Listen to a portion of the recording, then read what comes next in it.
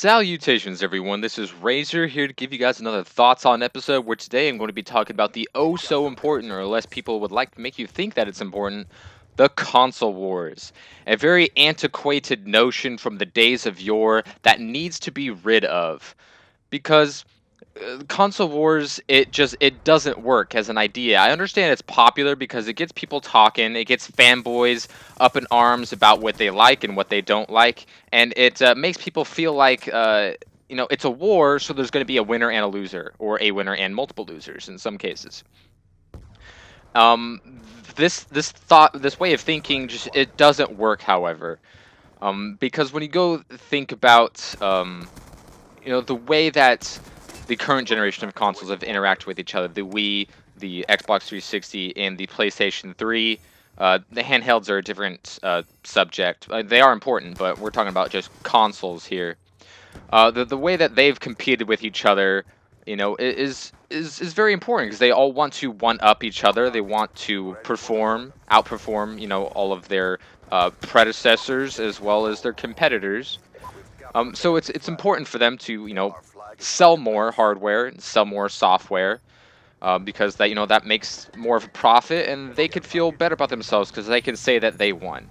And people right now are throwing all of their bets behind the PlayStation 4 because of, oh well, it's got more pre-orders than the Xbox One, and oh, its E3 reveal was so much better. And it's going to take the Xbox One a long time before people realize that they reversed the DRM policies and the used game policies that they first announced with the release of the Xbox One. They completely reversed it. No 24-hour check-in. You can still play used games. Everything is very, very similar to how it is on the 360 and the PlayStation 3, as they are right now. And the talking heads just went up in arms about this. Like, oh, this DRM scheme. Oh, the Connected's going to spy on you, and all this completely illiterate bullshit that people just love to spew out online, and people feed into that machine. It gets proliferated online and becomes unstoppable. So many people right now, I'm telling you, a lot of people right now still think that the Xbox One makes you connect every 24 hours and doesn't allow you to use used games, because that was the initial message that Microsoft gave people. And not everyone heard that this got reversed, and it's going to take a while before people realize, oh, I thought that it was a Cyberdyne system, and spied on you, and it made you check in, and ruined your life and stole your girlfriend and all this shit, because the way it's been proliferated online. And everyone's throwing all their bets behind the PS4, not because of anything that Sony showed that the PS4 is superior. It's just all these setbacks that Xbox and Microsoft put themselves in with this whole 24-hour check-in, which, by the way, is a step back from the 360's hourly check-in. Not a lot of people realize that. It's just, the talking heads on the internet get going, and people will always believe what is online. They'll always believe what other people say because they don't want to put the effort into, figuring things out for themselves, regardless of what's true or not. Maybe the PS4 is the all and be all console of all time, or maybe the Xbox One is. These people will never know because they don't want to do the work themselves, or look at the specs, or just think critically at all. So a lot of people are saying that the PS4 is going to win, and there's a lot of good things behind this. The PS4 might very well get a good head start, and the Xbox One will have to play catch up, much like the PS3 had to play catch up with the 360, because the 360 came out a year before the PlayStation 3 and the Wii, and it was $100 cheaper than the PS3, $50 more expensive than the Wii. But a lot of people love to forget about the Wii. A lot of people like to say that the 360 is won this generation because it's sold more than the PS3. When you take a look at the specs, when it comes to the United States, which is what most people care about, Xbox 360, and these are the most recent numbers available, 25.4 million sold in the US, and PlayStation 3, 15.4 million. So obviously, 360 is won America, but when you look at the units sold worldwide, it's very, very, very close.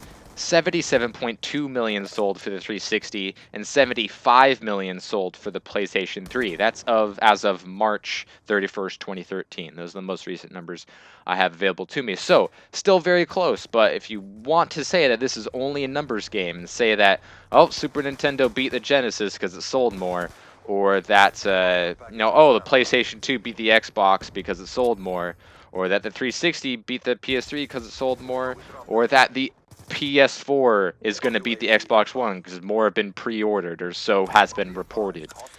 Um, you're wrong, because the Wii has sold almost 100 million units worldwide, far beyond the PS3 and the 360. So a lot of people love to forget about the Wii because it is number one. It's people love to hate it. They love to forget about it because, oh, they bought it and they just didn't play it because it didn't have the games that they wanted. And that really comes to the core of the issue. Why it's Sony versus Microsoft, and why people forget that, hey, the Wii U's been out and it's already, it's a next generation console. It's got better graphics than this current generation. Yeah, obviously it's going to be outdone when the PS4 and the Xbox One come out. But it's got a good, first party lineup and stuff. People will love to forget about it because they think, oh, it's gimmicky, oh, motion controls, oh, but it's won. The Wii beat the PS3 and the 360 in absolutely every single market possible. So, is it really who sells the most that makes it the winner? Obviously not, because in most people's eyes, the PlayStation 3 or the Xbox 360 is the superior console. And if you want to look at numbers, Nintendo will beat you over the head absolutely every single day of the week. So that cannot be the case. What is going to separate the PlayStation 4 and the Xbox One? Well, I'm telling you, it's not going to be the specs, because the PlayStation 3 was much better than the 360. Not in every regard, but in a lot of the regards. It obviously had the better graphic. Take a look at many of the titles, both of the ones that are on both platforms, as well as the single party exclusives to the PlayStation 3. It has better graphics. But the 360 had the better online service. The PlayStation, people love to say that, oh, well, at least ours was free, but then you got to deal with, them getting knocked off for 80 days and getting hacked and shit. And the 360, oh, you still have to pay. But the PlayStation Plus came out, which is a paid service, which you're going to need to have to play PlayStation 4, by the way. So that's no longer going to be free. So Sony no longer has that going for them.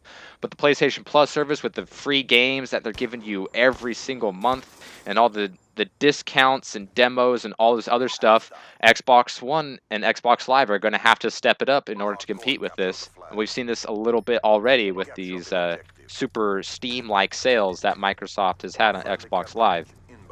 So each of them has to step up their game. The 360 got all this instant streaming and all this social media integration before the PlayStation 3. It was popular and widely used, so Sony had to follow suit. The Wii had motion controls, and it was super popular, so Microsoft and Sony had to follow suit with their own motion controls because they want their checkbooks to do the talking, and so if something's selling, they have to replicate. If something is going to work, they're going to follow suit. Motion controls worked for the Wii, and they were winning, so Sony and Microsoft say, hey, we got to get motion controls too. Xbox got all this video streaming and stuff, so Nintendo and Sony had to follow suit as well. Now, not only does the 360 play Netflix, but so does the PS3 and the Wii. So they want to make the customers happy because that's how they're going to make sales. So people love to say that there's going to be a definite winner or a definite loser, when that's not going to be the case. You can buy more than one console, Not a lot of people realize that. I've owned pretty much every console since the 5th generation, I think. I've owned every single Nintendo console ever created, except for the Wii U, which I'll probably eventually get, which I'll get into in a minute. I got a PS2, I got an Xbox, I got a GameCube, played all those, liked them all.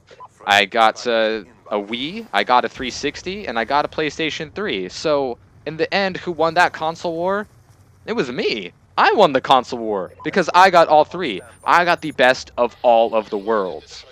I understand not everyone can do this, and I've never bought a console the same year it's been released because, money is a thing. But eventually, it's not that difficult to get, at least 2 or 3 of these consoles.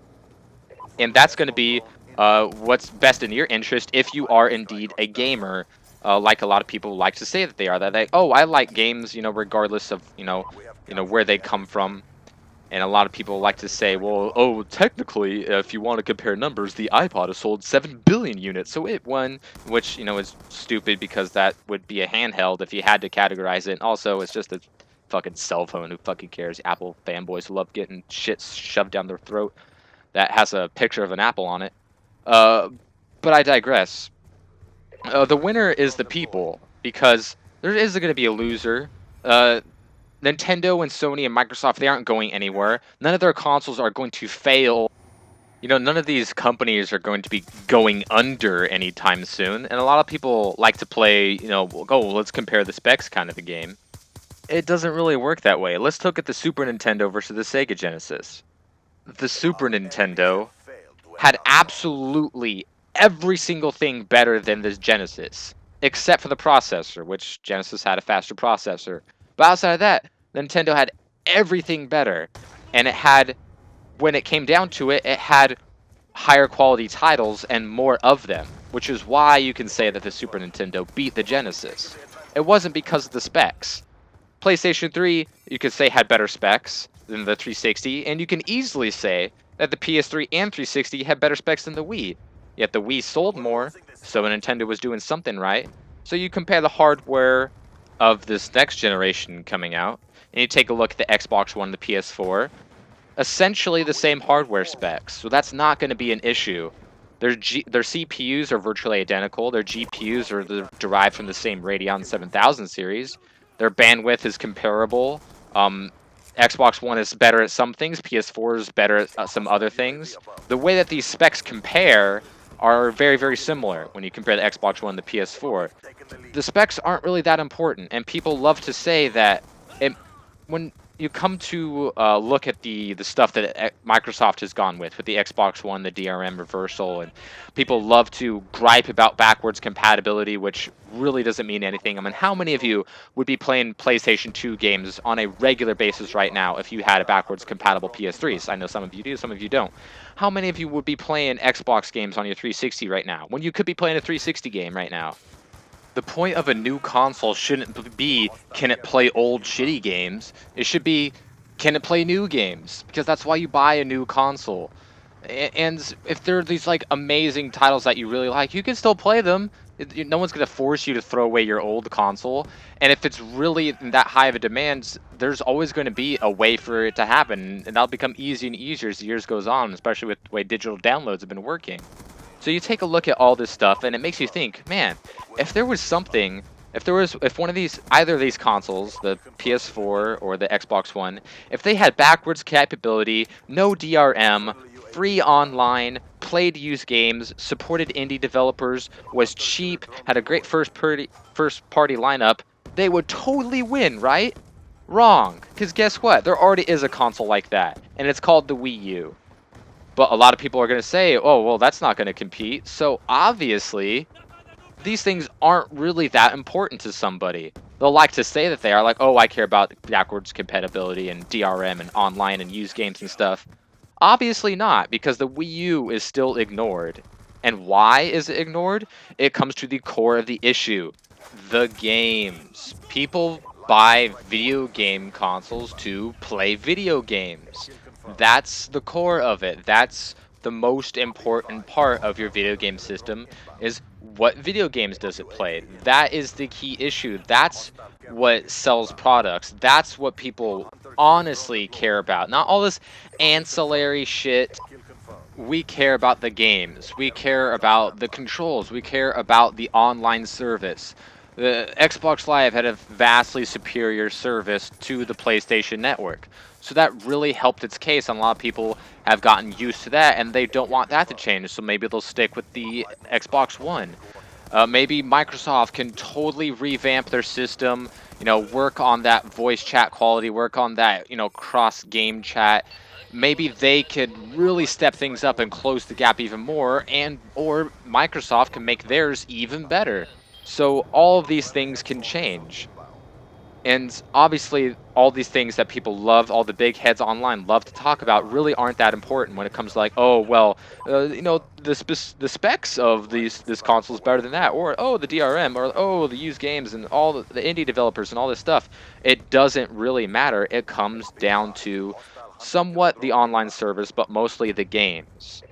You look at the games, and maybe you've owned every Nintendo console ever made, and be like, man, I need to play the new Mario when it comes out, or we know the new Zelda, or whatever it may be. So you got the Wii, and then you got the Wii U. So you're like, all right, I can play these games that I know I'm going to love. Or maybe Halo 2 was your favorite game ever on the Xbox, but you've had that PlayStation for like 6 years. I love PlayStation. I'm totally gonna get a PlayStation, but Halo 2 was so amazing, I'm getting that 360 when it comes out, and I'll probably get a PS3 later, or maybe not, but I need that get play Halo 3 when it comes out. Maybe that's the case. Maybe Ratchet and Clank is your thing, and you're like, I'm getting anything that plays Ratchet and Clank, and oh, PS3 is the only thing that plays that? I'm getting that. The games are what matter to the people. So none of this, stupid online junk is really going to be that important. The specs aren't going to be that important because history has shown us before that it doesn't really matter.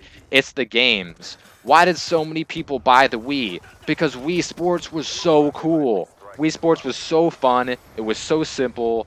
So many people can play it. It was great for, multiple people to play at once when it came to parties. It was easy to pick up.